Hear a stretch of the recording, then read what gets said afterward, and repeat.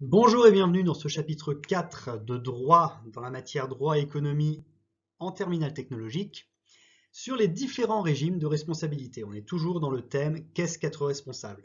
Ce chapitre il est vraiment central sur la responsabilité parce qu'on va parler, comme son nom l'indique, des régimes de responsabilité. C'est très important de tous les connaître et d'être bien capable de faire les distinctions entre les différentes responsabilités parce que c'est des choses qui tombent très souvent à l'examen. On commencera dans une première séance par parler des éléments constitutifs de la responsabilité. On distinguera en fait responsabilité civile et pénale. On verra ensuite les fondamentaux de la responsabilité civile. Malheureusement, la responsabilité pénale n'est pas au programme. Certes, elle est souvent considérée comme plus intéressante par les élèves, mais c'est la responsabilité civile qui est la plus importante ici. On verra donc le fonctionnement de cette responsabilité civile, comment elle s'active. Et ensuite, on verra les régimes de responsabilité extra-contractuelle. On verra ce que c'est extra-contractuel, évidemment. Première séance, les éléments constitutifs de responsabilité. On a donc dit juste avant qu'il y avait responsabilité civile et responsabilité pénale. Qu'est-ce que c'est que la différence entre les deux? La responsabilité civile, son but, c'est de réparer un préjudice qui a été subi par la victime. La responsabilité pénale, elle sert à punir l'auteur d'une infraction pénale, donc d'une infraction qui est écrite dans le code pénal. Responsabilité civile, c'est juste, il y a eu quelqu'un qui a subi un préjudice, il faut réparer ce préjudice, c'est tout. Même si le préjudice est tout petit, il faut le faire. C'est ça la responsabilité civile. Dans certains cas, on a les deux qui s'activent en même temps. Tout simplement quand une personne fait une infraction et que cette infraction entraîne un préjudice. Bien souvent, une infraction va entraîner un préjudice. Là, en fait, les deux responsabilités vont s'activer. Vous avez, pendant un procès pénal, un moment où vous avez des constitutions de ce qu'on appelle des parties civiles qui, elles, ont subi un dommage et donc vont aussi vouloir obtenir réparation de ce dommage, en plus d'attendre la punition de l'auteur de l'infraction. Donc quand la réalisation d'une infraction entraîne un préjudice, donc réaliser une infraction, responsabilité pénale, mais quand en plus ça entraîne un préjudice, il y a responsabilité civile en plus. Donc les deux responsabilités ici s'activent. On va maintenant se concentrer sur la partie responsabilité civile. Donc les fondamentaux ici de la responsabilité civile, ça va être comment la responsabilité civile va s'activer. Tout d'abord, il faut qu'il y ait un dommage, premier élément. Dommage, hein, on a vu, c'est quelque chose que vous avez vu dans le chapitre précédent. Et il faut aussi une faute, c'est-à-dire ce qu'on appelle un fait générateur. Cette faute, elle peut être soit liée à la mauvaise exécution d'un contrat, auquel cas on parlera de responsabilité civile contractuelle, ou alors une faute qui n'a rien à voir avec un contrat. On parle ici de responsabilité civile extra-contractuelle. On a donc deux éléments sur trois. Le troisième élément, c'est un lien de causalité entre les deux. Le lien de causalité, ça veut dire que la faute qui a été réalisée a entraîné le dommage. Si une personne exécute mal un contrat et qu'à cause de cette mauvaise exécution, vous subissez un dommage, vous pouvez engager la responsabilité civile contractuelle de cette personne. Si cette même personne fait une faute, n'importe laquelle, je sais pas, elle vous pousse dans la rue, vous tombez, vous vous faites mal, vous vous êtes fait mal parce qu'on vous a poussé, il y a donc un lien de causalité entre les deux et vous engagez la responsabilité civile extra-contractuelle de la personne. Donc les trois fondamentaux de la responsabilité civile, les trois caractéristiques qui doivent être présentes, c'est le fait générateur, le lien de causalité et le dommage. Et maintenant, on va pouvoir parler des régimes de responsabilité civile extra-contractuelle. Vu que la contractuelle, il n'y a pas de régimes spéciaux, c'est juste, il y a la responsabilité civile contractuelle, point. Pour l'extra-contractuel, il y a plusieurs régimes. On va tout d'abord commencer par le droit commun. On verra qu'en fait, il y a plusieurs régimes de droit commun, ceux qui sont sur cette diapo, et ensuite, il y a des régimes spécifiques. Donc tout d'abord, responsabilité du fait personnel. Un individu commet une faute, il engage sa responsabilité. L'exemple que je vous ai donné avant, voilà, on vous pousse dans la rue, vous tombez, vous vous faites mal.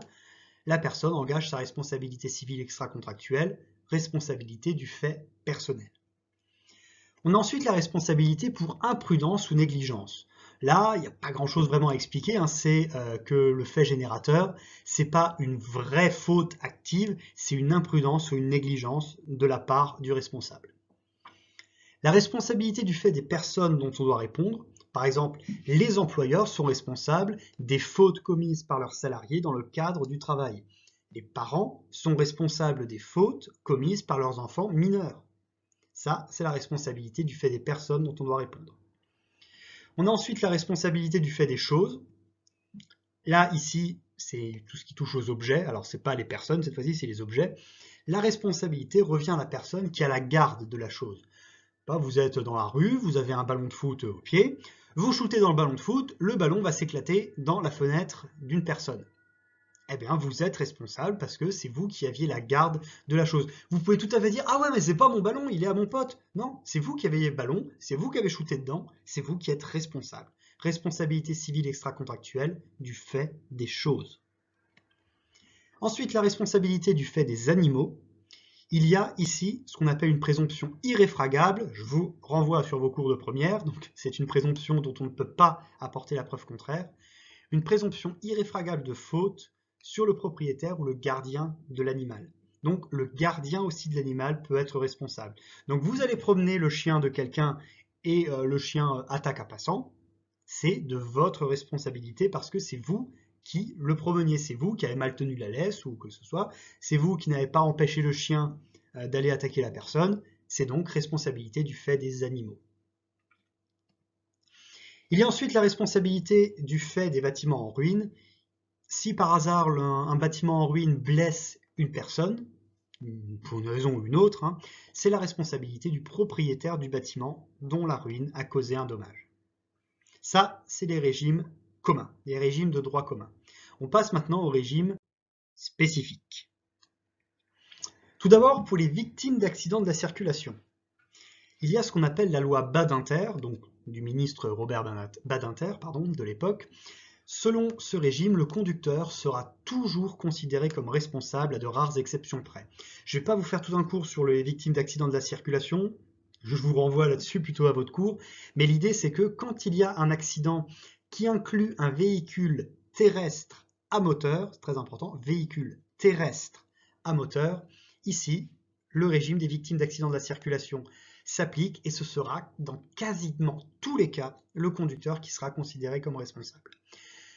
Petit point important, une trottinette électrique, c'est un véhicule terrestre, vu qu'elle est électrique, elle a un moteur, donc si vous faites tomber quelqu'un avec une trottinette électrique, même si vous êtes sur le trottoir alors que vous n'avez rien à y faire, une trottinette électrique c'est sur la route uniquement, pas sur le trottoir, eh bien vous engagez automatiquement votre responsabilité, en sachant que, pour rester dans le cas des trottinettes électriques, vous êtes obligé d'avoir une assurance spécifique.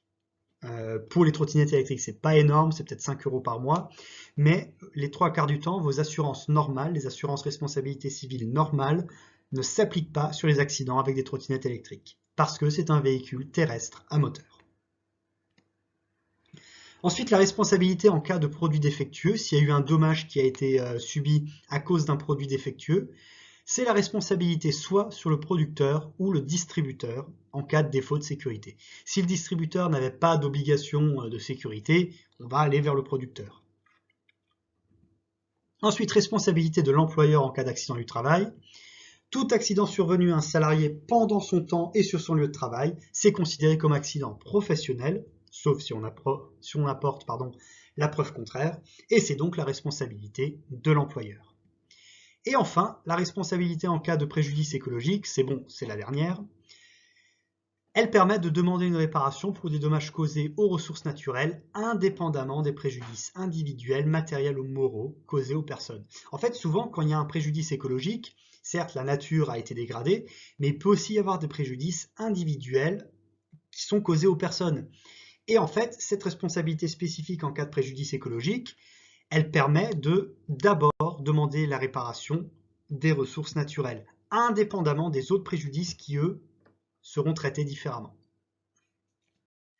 Voilà, c'est la fin de ce chapitre 4 sur les différents régimes de responsabilité. Donc je vous rappelle que c'est un chapitre très important pour bien comprendre tout le thème sur la responsabilité.